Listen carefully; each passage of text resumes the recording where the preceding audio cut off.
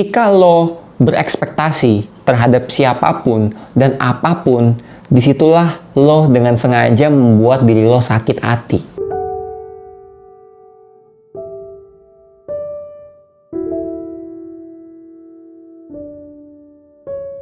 Hey, what's up guys? Back with me again, Eduardo Adam. Welcome back to my YouTube channel. Udah lama banget gue nggak bikin video di channel gue karena gue lagi sibuk banget mainan TikTok, ya kan? Buat lu yang pengen lihat atau pengen menikmati konten-konten gue di TikTok, bisa langsung klik link di deskripsi. For information ya, mungkin buat lo yang belum tahu TikTok itu apa. Sebenarnya TikTok itu bukan cuma soal alay dan joget-joget nggak jelas, bukan. Tapi banyak banget konten-konten yang seru yang lo nggak akan bisa lihat itu di YouTube gitu, tapi lo bisa ngeliat di TikTok. Nah, di video kali ini gue pengen ngebahas soal toxic family, ya, karena kebetulan kemarin itu tanggal 10 Oktober itu Hari Mental Health Sedunia, dan toxic family itu menyumbang berapa persen, gue lupa tepatnya berapa, dari gangguan mental yang dimiliki seseorang, terutama buat seorang anak. Karena kita tahu kan banyak anggapan bahwa rumah itu harusnya bisa jadi tempat setiap orang untuk pulang. Tapi apa jadinya kalau misalkan rumah itu udah tidak bisa jadi lagi buat tempat kita pulang? Pulang tanda petik ya, bukan cuma sekedar keberadaan lu doang. Tapi ketika lo pulang, lo ngerasa aman, lo ngerasa nyaman, baik secara fisik maupun secara mental. Lo ngerasa bahwa inilah tempat teraman, tempat dimana gue bisa balik ke orang-orang yang percaya sama gue. Nah, bisa nggak lo bayangin ketika ada orang misalkan remaja umur 17 sampai mungkin 25-an gitu ya. Ketika di luar dia banyak masalah dengan pendidikan, sekolah, kuliah, atau mungkin pekerjaan, atau mungkin di pergaulan di mana dia terkepung oleh lingkungan-lingkungan yang toksik, lingkungan yang benar-benar menjatuhkan dirinya. Nah, ketika dia pulang pun, dia sampai di rumah, dia mendapati situasi di mana dia juga nggak nyaman. Bahwa rumah itu cuma sekedar bangunan doang. House is not a home. Itu pasti sangat-sangat menyedihkan. Nah, gue pengen coba sharing pengalaman gue, gimana caranya gue bisa ngelewati fase-fase itu. Kebanyakan dari kalian nih, anak-anak muda, itu yang dia lakukan adalah dia mencoba untuk mengubah orang tua mereka.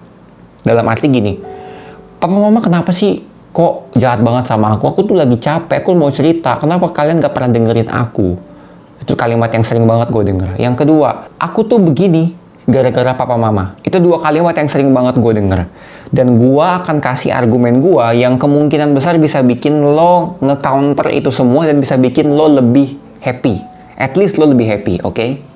Gini, yang pertama lo harus tahu bahwa orang tua lo udah hidup jauh lebih lama daripada lo, oke? Jadi, nggak ada ceritanya di mana memang anak itu bisa ngerubah orang tuanya.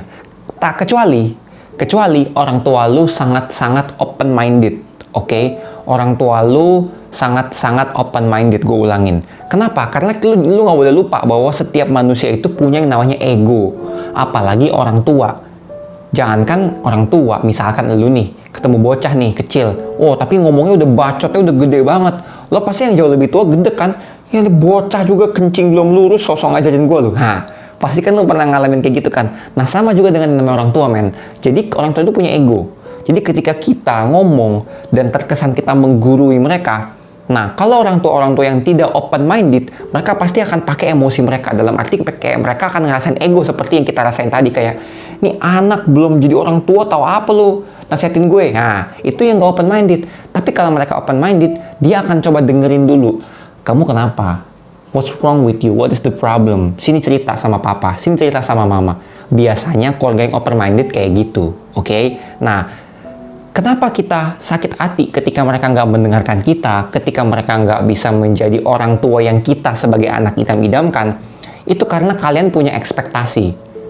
Itu kesalahan yang kedua tuh. Kalian berekspektasi bahwa, oh orang tua gue harusnya bisa bersikap sedemikian ke gue. Harusnya orang tua gue bisa bersikap A, B, C, D, E. Harusnya orang tua gue bisa baik sama gue. Tapi kenapa mereka nggak bisa kayak gitu? Lo sakit hati, ya kan?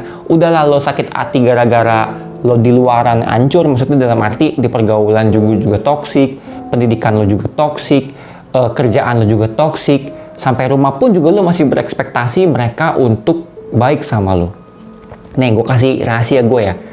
Ketika lo berekspektasi terhadap siapapun dan apapun, disitulah lo dengan sengaja membuat diri lo sakit hati. Serius. Ketika gue mencoba untuk mengurangi level ekspektasi gue sama apapun dan siapapun, jujur ya, gue jadi lebih sedikit bahagia.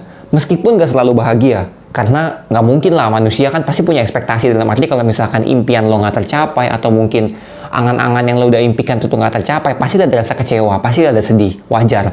Tapi dengan lo mengurangi standar ekspektasi yang ada di diri lo, itu membuat lo lebih tahu cara gimana mendamaikan hati lo ketika lo lagi dikecewakan dengan orang ataupun dengan keadaan gitu. Lo jadi lebih pasrah, lo jadi lebih berserah. Ya udahlah, emang keadaannya kayak gini.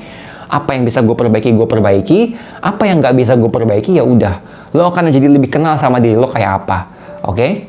Nah, kenapa gue pengen bahas masalah ini ya? Karena ini kan masih dalam situasi pandemi, ya. Dimana memang semua orang disarankan berkumpul di rumah, diem di rumah. Nah, gimana jadinya kalau misalkan seorang anak itu punya keluarga yang toksik? Lu diem di rumah sama aja diem di neraka, men. Bener. Dan makanya kenapa kan banyak penelitian atau statistik tahun lalu kalau nggak salah, gue nggak tahu tahun ini, gue belum baca. Tahun lalu itu tingkat perceraian itu semasa pandemi semakin tinggi. Lu tahu nggak kenapa?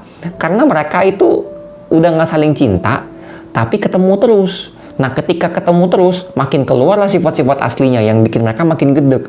Mereka mau ngalihin stres mereka di luar nggak bisa, ketemunya dia lagi, nggak tahu cara komunikasi yang baik dan benar gimana sama pasangan maupun anggota keluarga, ujung-ujungnya cerai. Makanya gue selalu bilang ya, sebelum lo cari pacar, lo harus pikir dulu, apakah pacar gue ini orang yang bisa berkomunikasi bagus sama gue atau enggak, yang enak diajak ngomong. Karena lo mau cari yang cantik atau ganteng, itu pasti akan luntur seiring bertambahnya usia. Lo mau cari yang seksi juga pasti akan luntur. Lo mau cari yang ganteng, six pack juga pasti akan luntur. Yang paling the best adalah bisa bikin orang nyaman. Dengan cara apa? Berkomunikasi yang enak. Nggak harus selalu happy-happy terus, tapi kalau misalkan ada apa-apa diomongin, marah boleh, tapi bukan berarti lo agresif atau mungkin lo jadi beringas ya, tapi lo ngomong bahwa ini lo yang salah, ini yang harus diperbaiki, aku nggak suka kamu kayak gini, nanti kalau kamu kayak gini aku jadi kayak gini, diomongin. Begitu juga dengan keluarga. Nah, kalau misalkan keluarga itu toksik, kembali lagi tadi, yang dilihat itu bukan manusianya, tapi lebih kepada jabatan lo siapa. Gue orang tua, lo anak, lo harus nurut, lo harus diem. Nah itu kan typical Asian parents banget, yang sampai detik ini kalau lo main TikTok dan lo suka ngeliat konten soal keluarga, itu banyak banget gue lihat anak-anak muda yang terjebak dalam, orang sih bilangnya strict parents, tapi padahal menurut gue toxic parents ya. Karena kalau strict tuh tegas beda ya, tegas sama toxic tuh beda. Tegas itu lo dikasih aturan prinsip yang jelas, nggak boleh ini, nggak boleh ini. Kenapa? Karena akan begini, itu jelas. Tapi kalau toksik, emosi lo nggak diakui, perasaan lo nggak diakui, lo nggak didengarkan, lo sebagai anak selalu salah. Kenapa gue bilang, lo nggak akan pernah bisa merubah mereka, orang tua lo yang udah memang dari hidup tuh ibarat pohon ya, dia udah terlalu tinggi men, terlalu kuat. Coba pohon, makin tua makin gede, lo mau geser ke kiri kanan nggak bisa kan? Tapi kalau pohonnya masih kecil, lo masih bisa arahin tuh tumbuhnya, mau tumbuh ke samping, kiri kanan, masih bisa lo arahin. Nah, sama juga dengan orang tua. Jadi buat teman-teman yang lagi ngerasain hal ini, pesan dari gua adalah lo nggak sendirian. Dan jangan sampai alasan toxic family ini jadi alasan lo untuk hancur. Dalam arti lo jadi narkobaan, jadi pendidikan lo hancur, lo jadi anak muda yang gak produktif. Jangan, please banget. Ya karena yang rugi diri lo sendiri. Serius. Lo justru ketika lo ngalamin toxic, pikiran lo fokusin ke hal-hal yang lo suka. Contoh, lo suka apapun itu, lo suka nonton drakor, lo suka joget, lo suka nari, lo suka bikin podcast, lo suka nulis, lo suka gambar, pokoknya bikin lo seproduktif mungkin. Jangan fokus sama masalah yang ada, oke? Dan kalau misalkan udah sampai kekerasan fisik, lo bisa lapor ke orang-orang yang profesional, orang-orang yang memang ahli di bidang-bidang tersebut. Lo lapor, karena kalau udah sampai kayak gitu udah parah. Nah, yang terakhir gue pengen pesan ke lo semua bahwa jangan nyerah. Dalam arti, memang ini nggak gampang. Ketika lagi ngalamin toxic family emang nggak akan pernah mudah. Tapi gue percaya ibarat sebuah film, ini pasti cuman scene dimana sang pahlawan itu lagi susah-susahnya. dalam arti lo lagi sekarat gitu ya, tapi gue yakin akan ada titik balik di mana lo bisa bangkit, lo akan bisa jadi diri lo sendiri. Makanya kenapa gue selalu bilang adalah love yourself first.